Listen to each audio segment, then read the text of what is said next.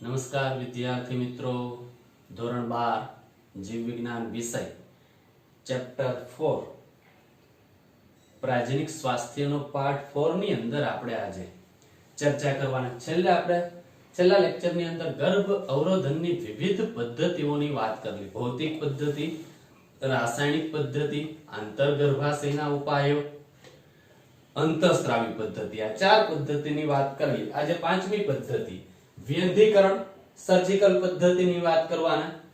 2 કે 3 ગુણની અંદર પૂછાઈ શકે, ટૂંકમાં લખો વ્યંધીકરણ અથવા નસબંધી. ચાલો એની વાત કરીએ. વ્યંધીકરણ વર્ણો તો સર્જિકલ પદ્ધતિને વ્યંધીકરણ કહે છે. આની વ્યાખ્યા. હવે વ્યંધીકરણમાં નર અથવા માદા સાથી માટે ઈચ્છનીય છે. વ્યંધીકરણ નર અથવા માદા, સ્ત્રી અથવા પુરુષ સાથી માટે ઈચ્છનીય છે. વધુ અન્ય ગર્ભધારણને અટકાવવા આ અંતિમ પદ્ધતિ છે. આ રીતે પૂછાઈ શકે. ગર્ભ અવરોધનની અંતિમ પદ્ધતિ વર્ણવો તો આપણે થિયરી લખવાની વ્યંધીકરણ. હવે નર પુરુષમાં વ્યંધીકરણની પ્રક્રિયાને પુરુષ નસબંધી કહે છે. નર પુરુષમાં વ્યંધીકરણ જે કરવામાં આવે પુરુષ નસબંધી કહેવાય છે, અને માદા સ્ત્રીમાં સ્ત્રી નસબંધી કહે છે. સ્ત્રીઓમાં સ્ત્રી નસબંધી તરીકે ઓળખાય છે. પુરુષમાં નસબંધીમાં વૃષણ કોથળી ઉપર નાના કાપા દ્વારા શુક્રવાહિનીનો નાનો ભાગ દૂર કરવામાં આવે છે. પુરુષ નસબંધીમાં વૃષણ કોથળી ઉપર નાના કાપા દ્વારા શુક્રવાહિનીનો નાનો ભાગ દૂર કરવામાં આવે છે અથવા બાંધવામાં આવે છે. એ પુરુષ નસબંધી તરીકે ઓળખાય. એટલે વૃષણ કોથળી ઉપર નાનો કાપો મૂકી દેવામાં આવે એટલે શુક્રકોષ આગળ જ ન વધે, અથવા તો શુક્રવાહિનીનો અંતિમ ભાગ દૂર કરી અને એને બાંધી દેવામાં આવે એટલે ત્યાંથી શુક્રકોષો બહાર નીકળે જ નહીં. જ્યારે સ્ત્રી નસબંધીમાં ઉદરમાં નાના કાપા દ્વારા અથવા યોનિ માર્ગ દ્વારા અંડવાહિનીનો નાનો ભાગ દૂર કરવામાં આવે અથવા બાંધવામાં આવે છે. આ પદ્ધતિ ખૂબ જ અસરકારક છે, પણ તેનો ફરીથી ઉપયોગ નબળો છે. એકવાર નસબંધી કરાવી દીધી પછી ફરીથી ગર્ભધારણ કરવું હોય તો એ બહુ શક્યતા ઓછી. ઉપયોગ એનો કેવો છે? નબળો. સ્ત્રી નસબંધીની અંદર તો ઉદરમાં નાના કાપા દ્વારા અથવા યોનિ માર્ગ દ્વારા અંડવાહિનીનો નાનો ભાગ દૂર કરવામાં આવે અથવા બેન્ડેડ કરવામાં આવે, બાંધી દેવામાં આવે. હવે યોગ્ય ગર્ભ અવરોધન પદ્ધતિની પસંદગી પર પણ ભાર મૂકવામાં આવે છે. તેમની પસંદગી યોગ્ય વૈદ્યકીય કાર્યકરના માર્ગદર્શન દ્વારા જ કરવી જોઈએ. યોગ્ય ડોક્ટર દ્વારા જ એની પસંદગી કરવી જોઈએ. અને પ્રાજનિક સ્વાસ્થ્ય માટે આપણે યાદ રાખવું કે આ ગર્ભ અવરોધન પદ્ધતિઓ કાયમી ઉપયોગી નથી, જે કુદરતી પ્રજનન રીતથી વિરુદ્ધ છે. દાખલા તરીકે ગર્ભધારણ. આ પદ્ધતિ ગર્ભધારણ અટકાવવા અથવા લંબાવવા અથવા ગર્ભધારણ વચ્ચે સમય રાખવા કે અંગત કારણોસરથી વાપરી શકાય છે. આ પદ્ધતિ ગર્ભધારણ અટકાવવા અથવા લંબાવવા અથવા ગર્ભધારણ વચ્ચે સમય રાખવા કે અંગત કારણોથી આ પદ્ધતિઓ વાપરી શકાય. હવે ખાસ વસ્તી વધારાના વૃદ્ધિ દરને નિયંત્રણમાં રાખવા આ પદ્ધતિઓ મદદરૂપ છે. આ પદ્ધતિઓ કેવી છે? મદદરૂપ. અને તેની ખરાબ અસરો પણ છે. વિવિધ પદ્ધતિઓનો ઉપયોગ કરીએ, જેમ કે ઉબકા આવવા, પેટનો દુખાવો થવો, વધુ રક્તસ્રાવ, માસિક ચક્રમાં અનિયમિતતા કે સ્તન કેન્સર છે. આ લક્ષણોને પણ આપણે અવગણવા ન જોઈએ. ક્લિયર વિદ્યાર્થી મિત્રો? આ ક્વેશ્ચન 1 ની વાત કરીએ. આજનો ક્વેશ્ચન 1 વ્યંધીકરણ વર્ણવો. પછી બીજા ક્વેશ્ચનની આપણે વાત કરશું કુટુંબ નિયોજનની કુદરતી પદ્ધતિ. આ બધી ભૌતિક પદ્ધતિઓ હતી. પછી કુદરતી પદ્ધતિની વાત કરીએ, કૃત્રિમ પદ્ધતિઓ. ચાલો ફરીથી એકવાર વ્યંધીકરણ. સર્જિકલ પદ્ધતિને વ્યંધીકરણ કહે છે. વ્યંધીકરણ નર અથવા માદા સાથી માટે ઇચ્છનીય છે. વધુ અન્ય ગર્ભધારણને અટકાવવાનો આ અંતિમ પદ્ધતિ. પુરુષમાં વ્યંધીકરણની પ્રક્રિયાને પુરુષ નસબંધી અને માદા સ્ત્રીમાં સ્ત્રી નસબંધી તરીકે ઓળખાય છે. પુરુષમાં નસબંધીમાં વૃષણ કોથળી ઉપર નાના કાપા દ્વારા શુક્રવાહિનીનો નાનો ભાગ દૂર કરવામાં આવે છે અથવા બાંધવામાં આવે છે. જ્યારે સ્ત્રી નસબંધીમાં ઉદરમાં નાના કાપા દ્વારા અથવા યોનિ માર્ગ દ્વારા અંડવાહિનીનો નાનો ભાગ દૂર કરવામાં આવે અથવા બાંધવામાં આવે છે. આ પદ્ધતિ ખૂબ અસરકારક છે, પણ તેનો ફરીથી ઉપયોગ કેવો છે? નબળો. અને યોગ્ય ગર્ભ અવરોધન પદ્ધતિની પસંદગી પર પણ ભાર મૂકવામાં આવે છે. તેમની પસંદગી યોગ્ય વૈદ્યકીય કાર્યકર ડોક્ટરના માર્ગદર્શન દ્વારા જ કરવી જોઈએ. પ્રાજનિક સ્વાસ્થ્ય માટે આપણે યાદ રાખવું કે આ ગર્ભ અવરોધન પદ્ધતિઓ કાયમી ઉપયોગી નથી, જે કુદરતી પ્રજનન રીતથી વિરુદ્ધ છે. દાખલા તરીકે ગર્ભધારણ. આ પદ્ધતિ ગર્ભધારણ અટકાવવા અથવા લંબાવવા અથવા ગર્ભધારણ વચ્ચે સમય રાખવા કે અંગત કારણોથી વાપરી શકાય છે. વસ્તી વધારાના વૃદ્ધિ દરને નિયંત્રણમાં રાખવા આ પદ્ધતિ મદદરૂપ છે. તેની ખરાબ અસરો પણ છે. આ બધી પદ્ધતિઓને આ યાદ રાખજો. ઉબકા, પેટનો દુખાવો, વધુ રક્તસ્રાવ, માસિક ચક્રમાં અનિયમિતતા, સ્તન કેન્સર વગેરે આ લક્ષણોને પણ આપણે અવગણવા જોઈએ નહીં. અહીંયા સુધી આ થિયરી વ્યંધીકરણ લખવાની. ક્લિયર? ત્યાર પછીનો આજે બીજો પ્રશ્ન, કુટુંબ નિયોજનની ગર્ભ અવરોધનની કુદરતી પદ્ધતિઓ વર્ણવો. ગર્ભ અવરોધનની કુદરતી પદ્ધતિ વર્ણવો અથવા કુટુંબ નિયોજનની કુદરતી પદ્ધતિઓ વર્ણવો. તો આ પદ્ધતિ અંડકોષ અને શુક્રકોષને ભેગા થતા વંચિત રાખવાના સિદ્ધાંત ઉપર કામ કરે છે. આ પદ્ધતિ અંડકોષ અને શુક્રકોષને ભેગા થતા વંચિત રાખવાના સિદ્ધાંત ઉપર કામ કરે છે. એમાં ત્રણ પદ્ધતિ છે. પહેલું, નિયતકાલીન સંયમ. તો આ પદ્ધતિમાં દંપતીએ ઋતુ ચક્રના 10 થી 17 દિવસ, 1 થી 28 કે 29 દિવસનું ઋતુ ચક્ર આગળ આપણે ભણી ગયા એમાં ઋતુ ચક્રના 10 થી 17 દિવસ કે જ્યારે અંડપતન અપેક્ષિત હોય છે ત્યારે સમાગમથી દૂર રહેવું કે સંયમ જાળવવો, કારણ કે આ સમય દરમિયાન ફલનની શક્યતા સૌથી વધુ છે. તેટલા માટે આ સમયમાં સમાગમની સંયમિતતા ગર્ભધારણને અટકાવે છે. સંયમિતતા ગર્ભધારણને અટકાવે છે. એટલે કે નિયતકાલીન સંયમ. તો આ પદ્ધતિ દંપતીએ ઋતુ ચક્રના કેટલા દિવસ યાદ રાખવાનું? 10 થી 17 દિવસ કે જ્યારે અંડપતન અપેક્ષિત હોય છે. અંડપતન અપેક્ષિત 10 થી 17 દિવસમાં જ હોય છે ત્યારે સમાગમથી દૂર રહેવું કે સંયમ જાળવવું, કારણ કે આ સમય દરમિયાન ફલનની શક્યતા સૌથી વધુ હોય છે. તેટલા માટે આ સમયમાં સમાગમની સંયમિતતા ગર્ભધારણને અટકાવે છે. બીજી પદ્ધતિ હટાવી લેવું અથવા સમાગમ અટકાવવું, જેમાં નર સાથી તેના શિશ્નને યોનિ માર્ગમાંથી સ્ખલન થતા તુરંત જ બહાર કાઢે. આ બે પદ્ધતિની વાત કરી. ત્રીજું, દૂધ સ્ત્રાવ, મેનોરિયા. હમણાં એની આપણે વાત કરીએ. ફરીથી આ બે, પહેલી પદ્ધતિ કુદરતી કઈ તો કે નિયતકાલીન સંયમ, બીજી પદ્ધતિ કઈ તો કે હટાવી લેવું અથવા સમાગમ અટકાવવું, અને ત્રીજી પદ્ધતિ દૂધ સ્ત્રાવ, મેનોરિયા. ચાલો ઝડપથી એક સ્ક્રીનશોટ લઈ લઈએ.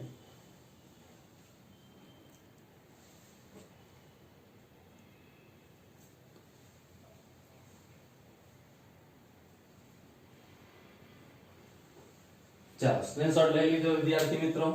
ચાલો ફરીથી જો કુટુંબ નિયોજનની કુદરતી પદ્ધતિની અંદર તો કે એમાં અંડકોષ અને શુક્રકોષને ભેગા થતા વંચિત રાખવાના સિદ્ધાંત ઉપર કામ કરે.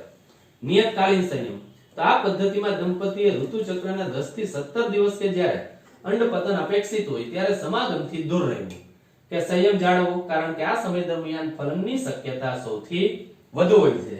તેટલા માટે આ સમયમાં સમાગમની સંયમિતતા ગર્ભધારણને અટકાવે. બીજી પદ્ધતિ હટાવી લેવું અથવા સમાગમ અટકાવવું, જેમાં નર સાથી તેના શિશ્નને યોની માર્ગમાંથી સ્ખલન થતા તુરંત બહાર કાઢે. ક્લિયર વિદ્યાર્થી મિત્રો?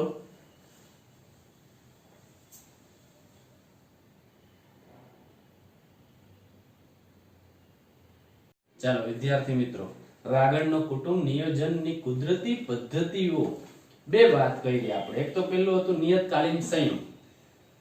તો એમાં ઋતુચક્રના 10 થી 17 દિવસ કે જ્યારે ફલનની શક્યતા સૌથી વધારે હોય ત્યારે સંયમ જાળવો, એ નિયતકાલીન સંયમ પદ્ધતિ. બીજી પદ્ધતિ હટાવી લેવું.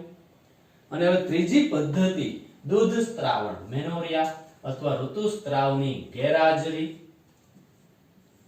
ચાલો, ઋતુસ્ત્રાવની ગેરહાજરીની અંદર તો કે પ્રસૃતિ બાદ તીવ્ર દુગ્ધ સ્ત્રાવ દરમિયાન ઋતુચક્ર જોવા મળતું નથી. એટલે પ્રસૃતિ થાય ત્યારબાદ તીવ્ર દૂધ સ્ત્રાવ થતો હોય એટલે ઋતુચક્ર એમાં જોવા નથી મળતું. તેથી માતા જ્યાં સુધી બાળકને સંપૂર્ણ સ્તનપાન કરાવે ત્યાં સુધી ગર્ભધારણની શક્યતાઓ નહિવત હોય છે. ગર્ભધારણની શક્યતાઓ ત્યારે કેવી હશે? નહિવત. અને આ પદ્ધતિ પ્રસૃતિ પછી મહત્તમ 6 મહિના સુધી કાર્યક્ષમ હોય છે. ખાસ આ પદ્ધતિ પ્રસૃતિ થાય ત્યારબાદ મહત્તમ વધુમાં વધુ 6 મહિના સુધી કાર્યક્ષમ હોય છે. એટલે ત્યારે પ્રેગ્નન્સી રહેતી નથી. આમ આ પદ્ધતિઓમાં કોઈ જ દવાઓ અથવા સાધનોનો ઉપયોગ થતો નથી. આડઅસરો નહિવત હોય છે. એટલે આ ત્રણે ત્રણ કુદરતી પદ્ધતિમાં પેલી હતી નિયતકાલીન સંયમ પદ્ધતિ, બીજી હતી હટાવી લેવું, સમાગમ અટકાવવું, અને ત્રીજી હતી ઋતુસ્ત્રાવની ગેરહાજરી અથવા દૂધ સ્ત્રાવ મેનોરિયા. તો એની અંદર કોઈ દવાઓ લેવી પડતી નથી અથવા સાધનોનો ઉપયોગ કરવો પડતો નથી અને આડઅસરો પણ નહિવત હોય છે. ક્લિયર? ચાલો, દૂધ સ્ત્રાવ મેનોરિયા અથવા ઋતુસ્ત્રાવની ગેરહાજરીમાં પ્રસૃતિ બાદ તીવ્ર દૂધ સ્ત્રાવ દરમિયાન ઋતુચક્ર જોવા મળતું નથી. તેથી માતા જ્યાં સુધી બાળકને સંપૂર્ણ સ્તનપાન કરાવે ત્યાં સુધી ગર્ભધારણની શક્યતાઓ નહિવત હોય છે. અને આ પદ્ધતિ પ્રસૃતિ પછી મહત્તમ 6 મહિના સુધી જ કાર્યક્ષમ હોય છે. આમ આ પદ્ધતિઓમાં કોઈ દવાઓ અથવા સાધનોનો ઉપયોગ થતો નથી અને આડઅસરો નહિવત હોય છે. ક્લિયર વિદ્યાર્થી મિત્રો? ચાલો, હવે ત્યાર પછીનો આપણો આજનો પ્રશ્ન, પ્રેરિત ગર્ભપાત વર્ણવો અથવા ડાક્ટરી ગર્ભપાત વર્ણવો અથવા એમટીપી વર્ણવો. એમટીપી નું પૂરું નામ, એમ એટલે મેડિકલ, ટી એટલે ટ્રાન્સમિશન ઓફ, પી એટલે pregnancy, medical transmission of pregnancy. MTP વર્ણવો. ખાસ અગત્યની થિયરી. અહીંયા આપણી અવરોધન પદ્ધતિઓ પૂરી થાય, કૃત્રિમ અને કુદરતી. ચાલો, કોને કહેવાય પ્રેરિત ગર્ભપાત? તો કે સ્વૈચ્છિક રીતે ગર્ભધારણને ભ્રૂણ જીવિત થાય તે પહેલા દૂર કરવા તેને ડાક્ટરી ગર્ભ નિકાલ એમટીપી અથવા પ્રેરિત ગર્ભપાત કહે છે. સ્વૈચ્છિક રીતે ગર્ભધારણને ભ્રૂણ જીવિત થાય તે પહેલા દૂર કરવા તેને ડાક્ટરી ગર્ભ નિકાલ એમટીપી અથવા પ્રેરિત ગર્ભપાત કહે છે. આશરે 45 મિલિયન, આ ખાસ આંકડો યાદ રાખજો, આશરે 45 થી 50 મિલિયન એમટીપી વિશ્વભરમાં દર વર્ષે થાય છે. એમસીક્યુ યાદ રાખજો, આશરે 45 થી 50 મિલિયન એમટીપી વિશ્વમાં દર વર્ષે થાય છે, જે કુલ ગર્ભધારણના આશરે 1/5 ભાગ જેટલું છે. 1/5 ભાગ જેટલું છે ગર્ભધારણના. શું તેનો સ્વીકાર કરવો કે એમટીપી ને કાયદેસર ગણવા માટે લાગણીઓ, નૈતિકતા, ધાર્મિકતા તથા સામાજિક પ્રશ્નો સંકળાયેલા હોવાથી ઘણા દેશોમાં એ ચર્ચાનો વિષય બનેલો છે.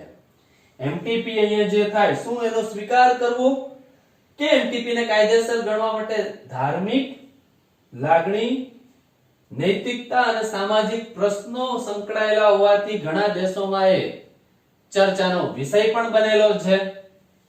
એમટીપી નો કાયદો ભારત સરકારે, પૂરું નામ યાદ રાખવાનું. શું થશે વિદ્યાર્થી મિત્રો? પૂરું નામ મેડિકલ ટર્મિનેશન ઓફ પ્રેગ્નન્સી. એમ એટલે મેડિકલ, ટી એટલે ટર્મિનેશન, ઓફ, પી એટલે પ્રેગ્નન્સી. એમટીપી નો કાયદો ભારત સરકારે 1971 માં પસાર કર્યો અને 1 એપ્રિલ 1972 માં અમલમાં આવ્યો. પસાર ક્યારે કર્યો તો 1971 માં. અમલમાં ક્યારે આવ્યો તો 1 એપ્રિલ 1972 માં અમલમાં આવ્યો. તે સ્વાસ્થ્ય સંભાળનો હેતુ પાર પાડવા માટેનો છે. તે સ્વાસ્થ્ય સંભાળનો હેતુ પાર પાડવા માટેનો છે. જે ગેરકાયદેસર ગર્ભપાતથી થતા માતાઓના મૃત્યુદરને ઘટાડે છે. મૃત્યુદરને ઘટાડે છે.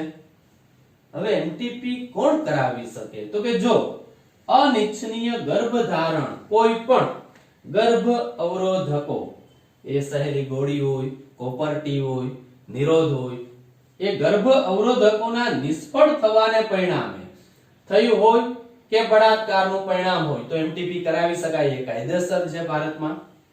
બીજું, સતત ગર્ભધારણ માતાના જીવન માટે નુકસાનકારક હોય કે જન્મ લેનાર બાળકમાં ગંભીર ખોડખાપણ હોવાનું નક્કર જોખમ હોય તો એમટીપી કરાવી શકાય, જે ભારતમાં કાયદેસર છે.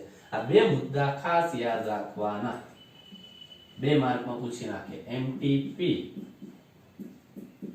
ક્યારે કરાવી શકાય એવું આવે. ક્યારે કરાવી શકાય એમટીપી, ક્યારે કાયદેસર ભારતની અંદર? તો આ 2 મુદ્દા, 2 જ લખવાના 2 માર્કમાં. જો અનિચ્છનીય ગર્ભધારણ કોઈ પણ ગર્ભ અવરોધકના નિષ્ફળ થવાને પરિણામે થતું હોય કે બળાત્કારનું પરિણામ હોય તો ભારતમાં એમટીપી કાયદેસર. સતત ગર્ભધારણ માતાના જીવન માટે નુકસાનકારક હોય કે જન્મ લેનાર બાળકમાં ગંભીર ખોડખાપણ હોવાનું નક્કર જોખમ હોય તો એમટીપી કરાવી શકાય છે. હવે આ 2 એમસીક્યુ ખાસ. ગર્ભધારણના જો 12 અઠવાડિયા 12 વીક સુધીમાં યોગ્ય ડોક્ટર પાસે એમટીપી સુરક્ષિત રીતે કરી શકાય છે. 12 અઠવાડિયા સુધી એ સુરક્ષિત છે. એમટીપી યોગ્ય ડોક્ટર પાસે સલાહ લઈને જો કરવામાં આવે તો એ સુરક્ષિત જ છે. પરંતુ ત્યારબાદ વધુમાં વધુ 20 અઠવાડિયા સુધી ગર્ભપાત એમટીપી કરાવી શકાય, પણ એ જોખમી છે. 20 અઠવાડિયા એટલે વધુમાં વધુ 20 અઠવાડિયા સુધી એમટીપી કરાવી શકાય. આ એમસીક્યુ યાદ રાખજો. ગર્ભધારણના 12 વીક સુધીમાં એમટીપી સુરક્ષિત છે.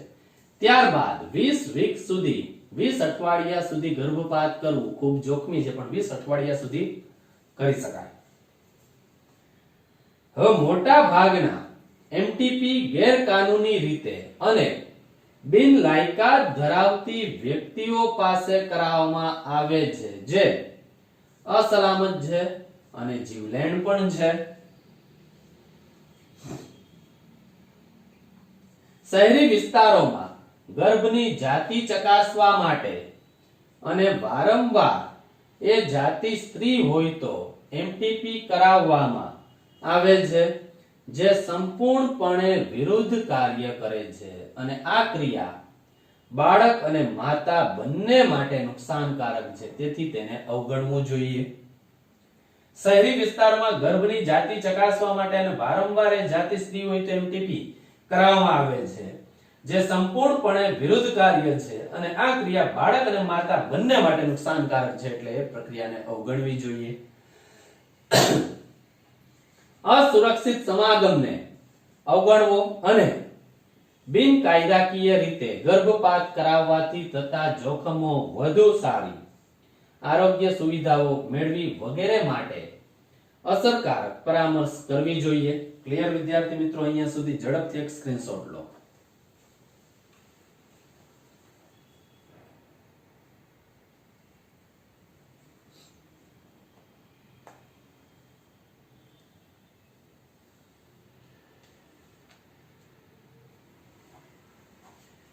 ચાલો સ્ક્રીનશોટ લઈ લીધેલો હશે. ફરીથી આપણે એમટીપી થિયરીની વાત કરી દઈએ. પૂરું નામ MTP medical termination of pregnancy.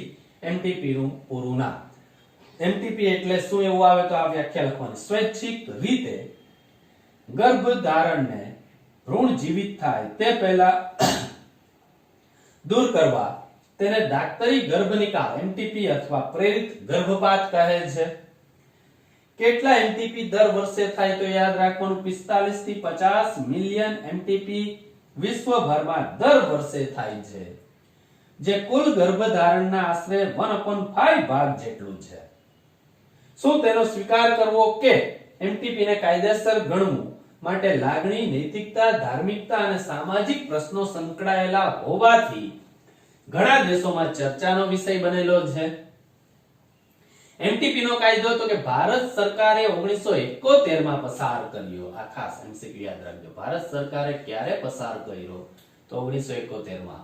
અમલ ક્યારે કર્યો તો કે 1 એપ્રિલ 1972 માં. 1 એપ્રિલ 1972. 1 એપ્રિલ 1972 માં અમલમાં આવ્યો. તે સ્વાસ્થ્ય સંભાળનો હેતુ પાર પાડવા માટેનો છે, જે ગેરકાયદેસર ગર્ભપાતથી થતા માતાઓના મૃત્યુદરને ઘટાડે છે. આ એનો ફાયદો. એમટીપી ક્યારે કરાવી શકાય ભારતમાં કાયદેસર? ક્યારે? જો અનિચ્છનીય ગર્ભધારણ કોઈ પણ ગર્ભ અવરોધકોના નિષ્ફળ થવાને પરિણામે થતું હોય કે બળાત્કારનું પરિણામ હોય તો. બીજું, સતત ગર્ભધારણ માતાના જીવન માટે નુકસાનકારક હોય કે જન્મ લેનાર બાળકમાં ગંભીર ખોળકાપણ હોવાનું નક્કર જોખમ ઊભું થાય તો એમટીપી કરાવી શકાય છે. ગર્ભધારણના 12 વીક સુધી યોગ્ય ડોક્ટર પાસે એમટીપી કરાવવું એ સુરક્ષિત છે. એમસીક્યુ યાદ રાખજો. વધુ સુરક્ષિત તો કે 12 અઠવાડિયા. ત્યારબાદ 20 અઠવાડિયા સુધી ગર્ભપાત કરવું ખૂબ જ જોખમી છે. થઈ શકે પણ જોખમી. મોટા ભાગના એમટીપી ગેરકાનૂની રીતે અને બિનલાયકાત ધરાવતી વ્યક્તિઓ પાસે કરાવવામાં આવે છે, જે અસલામત છે અને જીવલેણ પણ છે. અસલામત અને જીવલેણ પણ છે.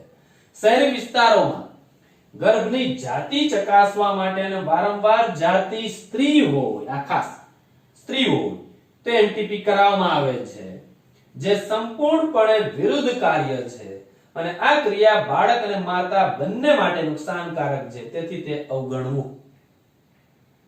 અને અસુરક્ષિત સમાગમને અવગણવો અને બિનકાયદાકીય રીતે ગર્ભપાત કરાવવાથી થતા જોખમો વધુ સારી આરોગ્ય સુવિધાઓ મેળવી વગેરે માટે અસરકારક પરામર્શ કરવી જોઈએ. ક્લિયર વિદ્યાર્થી મિત્રો? અહીંયા સુધી આ થિયરી લખવાની છે. આજની આપણી આ 3 થિયરી. વ્યંધીકરણ પહેલી થિયરી, બીજી હતી કુદરતી પદ્ધતિઓ કુટુંબ નિયોજનની કુદરતી પદ્ધતિ અને ત્રીજી પદ્ધતિ હતી પ્રેરિત ગર્ભપાત, દાક્તરી ગર્ભપાત અથવા એમટીપી. આ 3 નીટની બુકની અંદર લખવાની થાય છે.